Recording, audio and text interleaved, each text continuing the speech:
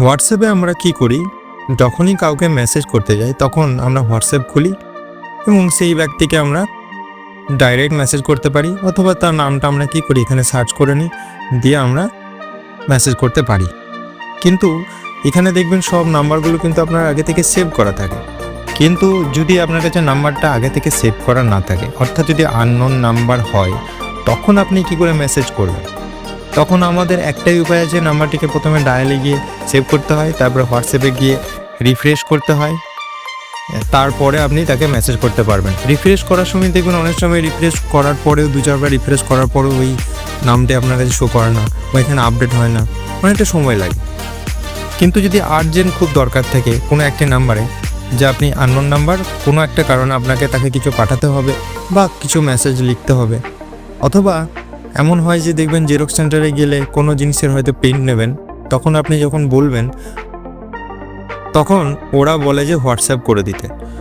তখন আপনাকে কি করতে হয়, যে আপনাকে প্রথমে সেই ব্যক্তির নাম্বারটা নিতে হয়, তারপরে সেভ করতে হয়, তারপর রিফ্রেশ করার পরে আপনি তাকে আপনার যে ডকুমেন্ট সেটা পাঠালেন, তবে সেই বদলে সেই ডকুমেন্টটাকে দেখে আবার আপনাকে তার প্রিন্ট আউট দিতে পারে।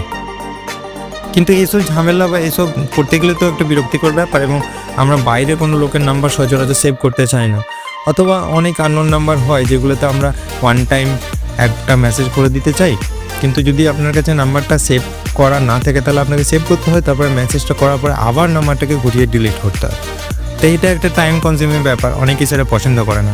কিন্তু খুব ইজিলি যদি এমন হতো যে আমরা ওয়ান টাচ বা ওয়ান টাইম একটা উপায় থাকতো, যে আমরা জাস্ট গেলাম নাম্বারটাতে মেসেজ করে দিলাম, যেরকম আমরা ফোনের মেসেজ থেকে করি, সেরকম যদি হোয়াটসঅ্যাপে কোনো অপশন থাকতো, তাহলে সেটা কেমন হতো? তো সেটাই আমরা আজকে ভিডিওতে দেখব। এখানে ছোট্ট একটা ট্রিক্সের মাধ্যমে আমরা এটা করব, এবং আমার মনে হয় 90% লোক এই ট্রিক্সটার ব্যাপারে জানে না। তো আপনার যদি ট্রিক্সটা ভালো লাগে তাহলে অবশ্যই ভিডিওটিকে লাইক করবেন, আর ট্রিক্সটা যদি ভালো লাগে তাহলে ভিডিওটিকে শেয়ার করবেন। তো চলুন শুরু করা যাক।